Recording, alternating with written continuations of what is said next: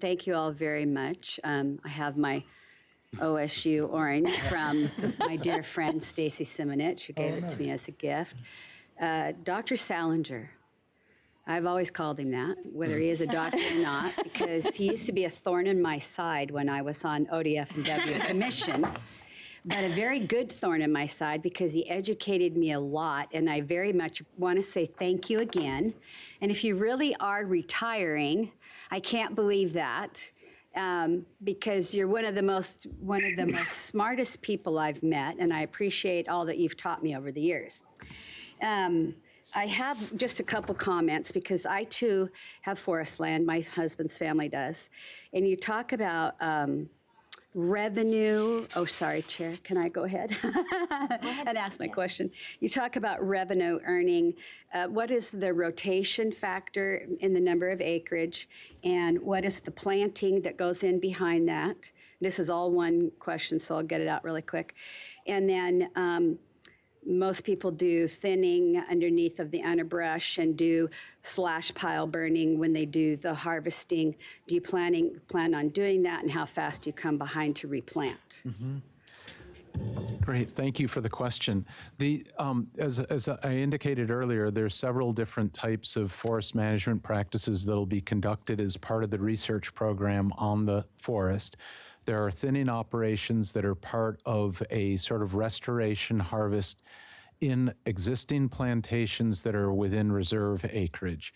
And those are intended to bring that plantation stand into a trajectory that will mature with a similar structure and function and composition of the surrounding vegetation. There's not intended specific planting following those thinning operations, but if there's an objective to introduce species that are no longer present, for example, there's far less cedar than there was at one time. Theoretically, we might introduce cedar into plantings in those restoration stands, or any of the hardwood species. With regard to the intensive management, those are the plantation stands that will remain in plantation forestry, but it'll be conducted on a 60-year rotation to maximize wood generation or wood production, not to maximize revenue specifically, because then you'd shoot for a shorter rotation of 35 to 40 years. There will be planting following the harvesting of that, and it will be similar to the intensive management within the region, predominantly Douglas fir. The extensive treatments, which are some type of variable retention harvesting or potentially selection harvest and thinning operations with different objectives for clumping or for variable spacing. Planting may involve multiple species again under that circumstance to increase the diversity of the composition of those stands, and rotation length is dependent on the objectives of that specific. It's not really looked at as a rotation length if it's in a high retention, variable retention harvest, rather more of a sort of continual cover forestry operation. One follow-up. So you talk about LIDAR, which I'm very new to, but I looked it up to make sure I understood what you meant about it.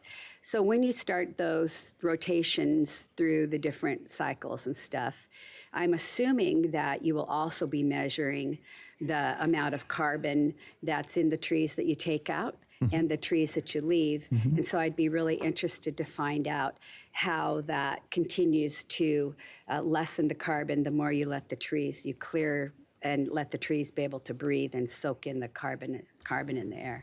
Yeah, I mean, that's... Please keep us informed of that. Absolutely. I mean, that is one of the objectives of the studies, are to empirically quantify the carbon accumulation under different scenarios and look at trade-offs of different, combinations. The intensive management with the plantation management is all paired with the equivalent number of acres of reserve within those subwatersheds. And we'll be looking not only at the carbon accumulation rates on the plantation, but also as a combination intensive and reserve, in contrast to the extensive, as part of this triad design that then can be compared with other parts of the world doing similar experimentation on that platform. Thank you very much. Thank you.